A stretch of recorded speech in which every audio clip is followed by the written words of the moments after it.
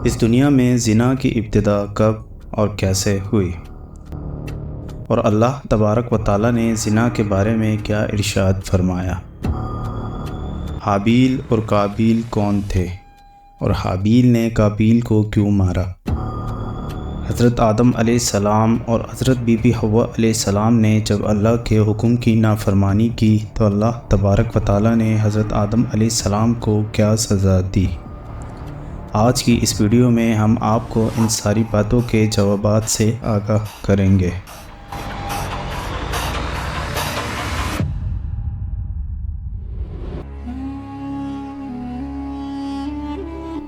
یہ اس زمانے قدیم کی بات ہے جب اللہ تبارک و تعالیٰ نے اس زمین پر انسانی زندگی کی ابتدا کی تھی، اور اللہ تبارک و تعالیٰ نے حضرت آدم علیہ السلام اور بی بی حوا علیہ السلام کو ایک سزا کے طور پر اس روح زمین پر بھیجا۔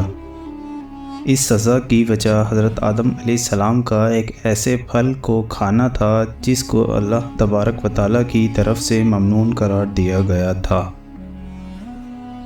جب حضرت آدم علیہ السلام اور بی بی حوا علیہ السلام کو اس روح زمین پر بھیجا گیا تو اس کے بعد حضرت آدم علیہ السلام اور بی بی حوا کے ہاں اولاد پیدا ہوئی۔ بعض روایتوں میں آتا ہے اس وقت بی بی حوا علیہ السلام کو 20 حمل ٹھہرے، اور ان 20 حملوں سے 40 بچے پیدا ہوئے، اور ہر حمل کے دوران ایک لڑکا اور ایک لڑکی پیدا ہوا کرتی تھی۔ اس زمانے کے قوانین شریعت بہت مختلف تھے۔ اس زمانے میں ایک حمل سے پیدا ہونے والی لڑکی کی شادی دوسرے حمل سے پیدا ہونے والے لڑکے سے کر دی جاتی تھی، اور ایک حمل میں پیدا ہونے والے لڑکا اور لڑکی دونوں آپس میں بھائی بہن کہلاتے تھے۔ پھر اللہ تبارک و تعالیٰ کے حکم سے حضرت آدم علیہ السلام اور بی بی حوا علیہ السلام کے ہاں قابیل اور حابیل کی پیدائش ہوئی۔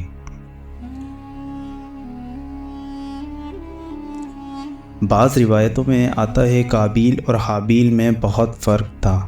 قابیل حابیل سے بہت کمزور تھا، اور قابیل حابیل سے ہمیشہ بغض رکھتا تھا۔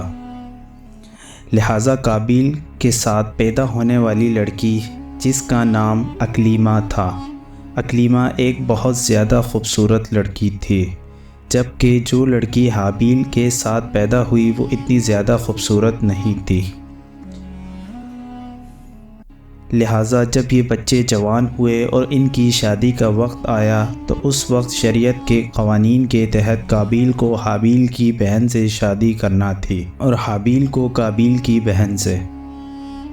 لہٰذا جب شادی کا وقت قریب آیا تو قابیل نے حابیل کی بہن سے شادی کرنے سے منع کر دیا، اور کہنے لگا یہ بالکل خوبصورت نہیں ہے، لہٰذا میں اپنی بہن اکلیمہ سے نکاح کروں گا۔ یہ کہنے کے بعد قابیل اپنی ضد پر اڑا رہا اور کہتا رہا میں نکاح صرف اکلیمہ سے ہی کروں گا۔ اس سارے واقعے کے بعد حضرت آدم علیہ السلام نے قابیل اور حابیل کو مخاطب کر کے فرمایا کہ دونوں بھائی اپنی اپنی قربانی اللہ کی بارگاہ میں پیش کرو، جس کی قربانی قبول ہوگی تو وہی شخص اکلیمہ کے ساتھ نکاح کرے گا۔ قابیل اس وقت کھیتی باڑی کا کام کرتا تھا، جبکہ حابیل علیہ السلام بکریاں چرایا کرتے تھے، جو کہ ایک شفقت اور محبت والا کام ہے۔ لہٰذا حابیل علیہ السلام نے اللہ تبارک و تعالیٰ کی بارگاہ میں ایک خوبصورت بکری کا بچہ پیش کیا، اور جبکہ قابیل نے جو دل کا بہت میلا اور ایمان کا کمزور تھا، اس نے ایک رتی کٹھا اٹھا کر جو کہ اس کے کھیت سے نکلا تھا اس نے اللہ تبارک و تعالیٰ کی بارگاہ میں پیش کر دیا۔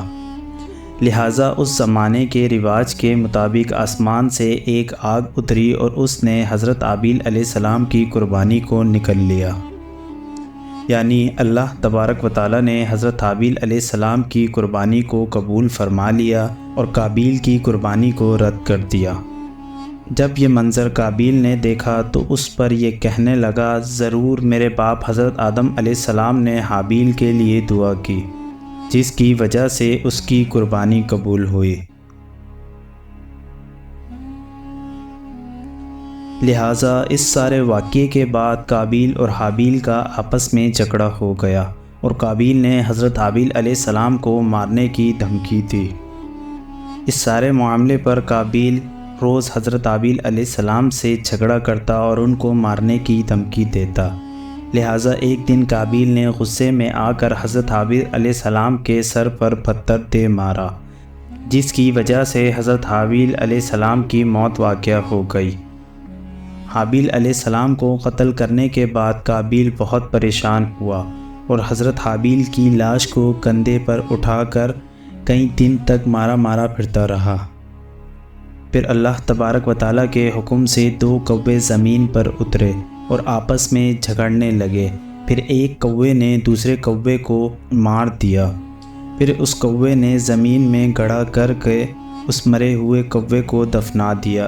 جب یہ سارا ماجرا قابیل نے دیکھا تو اس نے بھی ایسا ہی کیا۔ پھر قابیل اپنی بہن اکلیمہ کو لے کر اس بستی کو چھوڑ کر چلا گیا، کیونکہ شیطان بار بار اس کے پاس آتا اور اس کو ڈراتا اور کہتا تمہارا باپ تمہیں قتل کر دے گا۔ شیطان کے ڈرانے کی وجہ سے قابیل اپنی بہن اکلیمہ کو لے کر دور جا کر وادیوں میں رہنے لگا۔ لہٰذا اس واقعے کے بعد حضرت آدم علیہ السلام بہت زیادہ ممنون رہا کرتے اور اللہ تبارک و تعالیٰ سے دعا کیا کرتے، یا اللہ مجھے ایک نیک وارث عطا فرما۔ پھر اللہ تبارک و تعالیٰ نے حضرت آدم علیہ السلام کی دعا کو شرف قبولیت بخشا اور آپ علیہ السلام کے ہاں حضرت شیث علیہ السلام کی پیدائش ہوئی۔ حضرت شیث علیہ السلام کی پیدائش کے بعد حضرت آدم علیہ السلام نے ان کی پرورش میں کوئی کسر نہ چھوڑی۔ جب حضرت شیث علیہ السلام نے جوانی میں قدم رکھا تو حضرت آدم علیہ السلام نے ان کو تمام معلومات سے آگاہ کیا اور ان کو اپنے بعد مومنین کا خلیفہ مقرر کیا اور انہیں حکم دیا اپنے بھائی قابیل اور اس کی آل و اولاد سے دور رہیں۔ پھر حضرت آدم علیہ السلام حضرت شیث علیہ السلام کو تمام وصیت کرنے کے بعد اس دنیا فانی سے کوچ فرما گئے۔ حضرت آدم علیہ السلام کی وفات کے بعد اللہ تبارک و تعالیٰ نے آسمان سے فرشتوں کو حضرت شیث علیہ السلام کے پاس بھیجا اور ان کو حضرت آدم علیہ السلام کو دفن کرنے کا طریقہ بتایا۔ لہٰذا پھر حضرت شیث علیہ السلام نے ویسا ہی کیا اور حضرت آدم علیہ السلام کو دفن کر دیا۔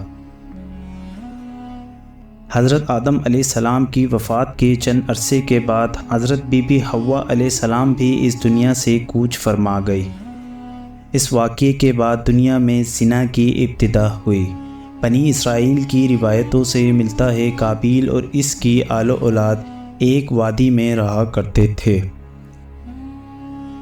ایک دن شیطان قابیل اور اس کی آل و اولاد کے پاس غلام کی شکل میں آیا اور ایک شخص کے ہاں اجرت پر کام کرنے لگا، اور یہ غلام ان لوگوں کے لیے طرح طرح کے عجیب و غریب کپڑے بناتا اور ان لوگوں کو عجیب عجیب کام سکھانے لگا۔ پھر اس غلام نے ایک دن گانے بجانے کا آلہ بنایا اور اس میں سے طرح طرح کی آوازیں نکالنے لگا۔ اس کی یہ آوازیں سن کر قابیل اور اس کی آل و اولاد کے لوگ ان آوازوں پر جھومنے لگے اور رقص کرنے لگے۔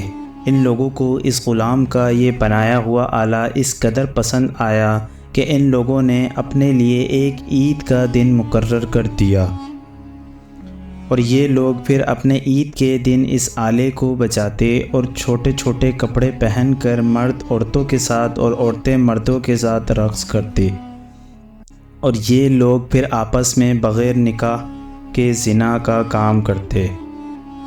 یوں پھر اس دنیا میں زنا کی ابتدا ہوئی۔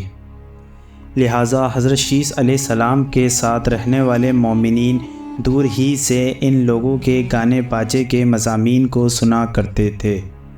ایک دن ان مومنین میں سے ایک شخص کے دل میں خیال آیا کہ جا کر دیکھوں کہ یہ کیا معاملہ ہے۔